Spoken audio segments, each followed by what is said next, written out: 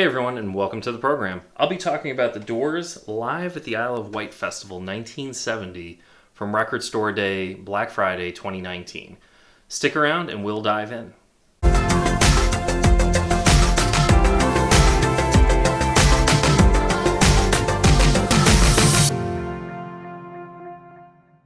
So we're a bit past Record Store Day, Black Friday.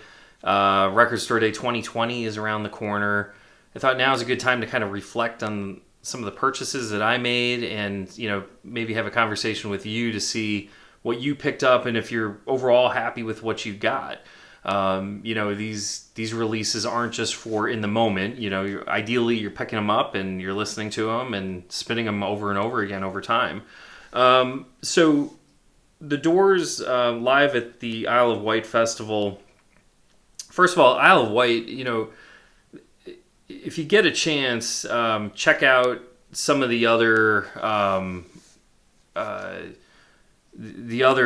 bands and artists that performed. That was a tremendous concert back in 1970. Leonard Cohen among the notable performances. I believe Jimi Hendrix was there. Just a lot of great music from the era and kind of post Woodstock is another just legendary festival of the time. The Doors, I think what was really notable about this is they were a band kind of just in disarray at that point. Jim was on trial, or I guess he was pending trial at that point for the alleged lewd incident in Miami. He was well deep into his alcoholism at that point. And if you've ever listened to Doors live recordings, know that they can be wildly all over the place. They can be short. His voice could be shot. He was known to be drunk on stage on more than one occasion. So the recordings can be a total mixed bag. What was really unique about this was the band was tight. I mean, it was as tight as they could be. It is definitely a legendary performance. They had released it a couple years back. I think it was 2017. They put it out. They put out a Blu-ray and a CD combo pack. So it's if you get a chance to just check out the concert, and I think they put the concert out on Netflix. So it's if you got Netflix, you might want to check that out to see if it's still out there. But it's really good. They were in really good form. A really nice track list. It's they didn't deviate. If you've looked or listened to Doors concerts before, they don't do a lot of deviation from a standard track list. They would get on stage, do their thing, and get going. So a lot of music, if you've heard their live recordings before, it's similar, but just the sound is tremendous. I mean, he was in good vocal in a good vocal position in that concert. The band was tight. They played. It's just a really good set, and it's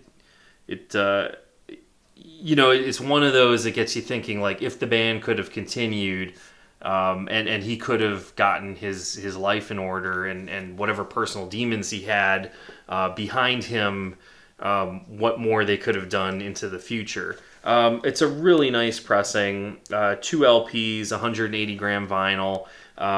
It sounds great. It was one of those things like, I had the Blu-ray and the CD. Do I pick this one up or maybe just say, hey, I'm good. But I decided, I'm going to pick this one up. It was limited. My number 3,550. I think it was 10, 11,000, somewhere in that range.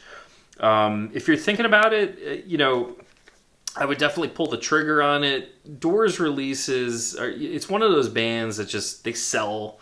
It's like every Record Store Day or every Black Friday, they put out a release and it sells and people buy it and then it's gone. There's copies out there. You can get it at an affordable price now. But it's not necessarily one I would wait forever to get. It wouldn't shock me if you go out right now and hit Discogs, you could probably get it for $25-30 plus shipping. But if 5 years, we go and watch this video, I mean, maybe it's 30 or $40 5 years from now. But if all of a sudden you go, 5 years out and see there's only 4 copies on Discogs and they're listing at like $90 and higher, it wouldn't shock me either, because some of their other record store releases, record store day releases, can be a little bit tough to find.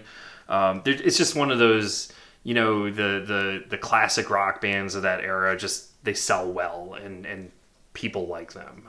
I know they're a polarizing band, and I have a lot of friends that hate the Doors, but I also have a lot of friends that love the Doors, and they just have a huge audience, even with younger listeners.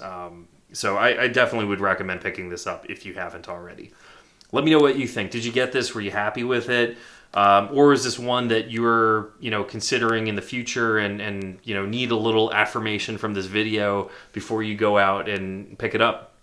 Would love to get a thumbs up on the video. Obviously, subscribe and hit the notification bell. I'm planning more videos in the future and hope to continue a conversation with you. Thanks, everyone.